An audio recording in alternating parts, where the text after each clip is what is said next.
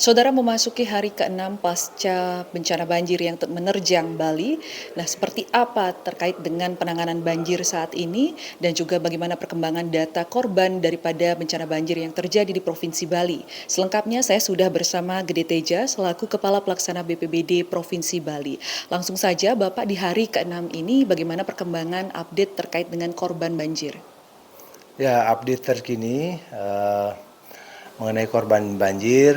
Sekarang eh, beberapa korban yang meninggal ada update. Sekarang jadi total jumlah meninggal ada 18 orang, tetapi masih ada 4 orang yang masih perlu dicari. Masih dalam pencarian. Masih dalam pencarian.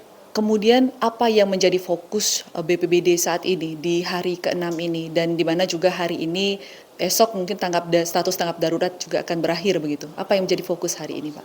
Ya, status tanggap darurat itu artinya kami harus fokus melakukan kegiatan-kegiatan kedaulatan. Kegiatan daulatan itu pertama penyelamatan dan evakuasi, dan kedua pemenuhan kebutuhan dasar. Jadi ini fokus utama. Tetapi bukan berarti kami belum melakukan kegiatan yang tahap berikutnya. Jadi pelaksanaan recovery, upaya-upaya pemulihan juga sudah dilakukan. Jadi persiapan pemberian bantuan kepada pedagang pasar, kemudian pemberian santunan juga sudah dilakukan. Ya. Berarti terkait dengan pemberian bantuan dan santunan di masa tanggap darurat ini sudah dilaksanakan, demikian Bapak ya? Untuk santunan sudah dilakukan. Sudah dilakukan. Ya, tetap untuk santunan untuk korban meninggal ya. Nah, jadi ada yang diberikan oleh Bapak Gubernur, Bapak Wali Kota, dan juga dari Kementerian Sosial.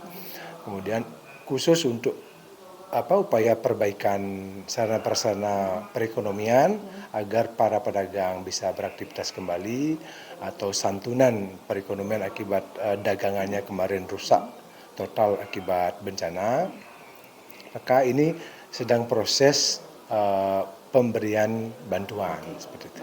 Nah, Bapak, selain pedagang yang menjadi korban, tentu juga ada masyarakat Bali lainnya yang juga menjadi korban yang mengalami musibah banjir ini, yang rumah mereka rusak seperti itu. Sebelumnya juga Kepala BNPB sempat menyatakan bahwa ada bantuan terkait dengan kerusakan bangunan. Itu seperti apa, Bapak, terkait dengan khususnya bangunan rumah pribadi yang rusak? Ya, jadi memang selain pasar tadi ada rumah yang rusak, ada infrastruktur yang lain, fasilitas umum yang lainnya rusak juga.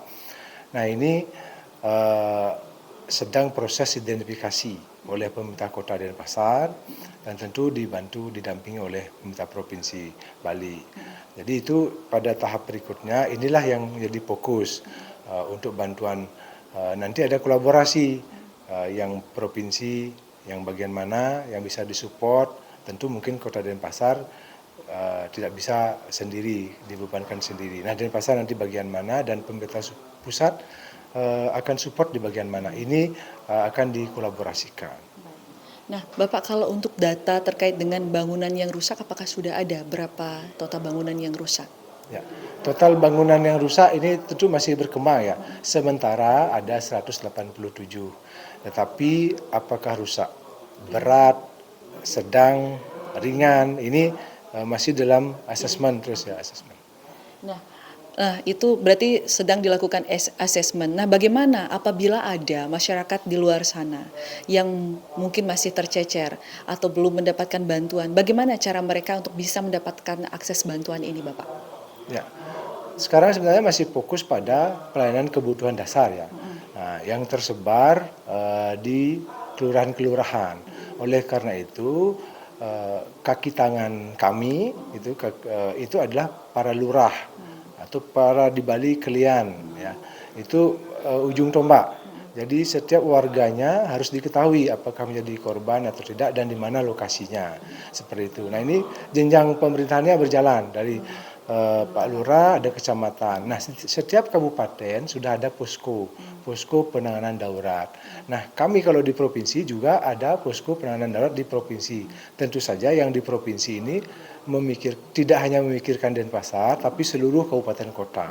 Ya, Untuk Denpasar sudah ada poskonya sendiri. Tentu karena Denpasar berdampak paling banyak, kami sumber daya banyak sekali mensupport Denpasar, demikian. Jadi memang berjenjang. Berjenjang. Berarti kalau masyarakat ada yang mungkin belum terdata, merasa terdampak dalam hal ini, mungkin bangunan mereka rusak, boleh langsung mendatangi kelurahan begitu Ya. untuk melaporkan diri terkait dengan kondisi tersebut supaya bisa nanti di asesmen, mungkin bisa untuk bantuan yang bagian mananya yang bisa untuk dibantu seperti itu ya Bapak ya. Nah terakhir Pak, apa yang mungkin menjadi himbauan kepada masyarakat Bali khususnya di tengah situasi saat ini juga masih terus hujan seperti itu, apa yang menjadi himbauan Bapak? Ya, tentu waspada ya, selalu siaga, dan kami juga kemarin mengeluarkan peringatan dini cuaca, di mana hari ini akan diprediksi ada hujan lebat sampai dengan sangat lebat, dan besok juga diprediksi hujan, 2 hari lagi juga akan hujan. Nah, ini tentu semua harus waspada, baik pemerintah dengan perangkatnya, dengan sumber daya yang ada, terutama masyarakat ini harus aware, peringatan dininya diperhatikan. Kemudian tentu saja apa yang bisa dilakukan dalam jangka pendek saat ini juga, perhatikan lingkungan, perhatikan saluran-saluran air itu biar mengalir dengan baik, sampahnya. Kemudian lakukan identifikasi tempat-tempat evakuasi terdekat. Jadi ketika ada peringatan dini dan ada nanti hujan dan meningkat airnya, itu bisa langsung menyelamatkan diri dulu di tempat terdekat. Seperti itu. Dan jangan lupa ini komunikasi ya, komunikasi dengan lurah setempat dan juga di call center kami di BPBD Provinsi Bali. Baik, terima kasih Bapak Kepala Pelaksana BPBD Provinsi Bali. Ya, itu dia tadi bahwa memang potensi hujan lebat masih akan terjadi beberapa hari ke depan di Provinsi Bali dan masyarakat dihimbau untuk tetap waspada apabila memang berada di situasi yang rentan terhadap potensi bencana. Tentu jika terjadi hujan lebat yang cukup dengan intensitas yang cukup tinggi untuk segera melakukan evakuasi secara mandiri. Terima kasih atas kesempatan berbincang hari ini. Ya demikian saudara, saya Sinta Pramadewi, Komang Suarbawa, Kompas TV, Denpasar Bali.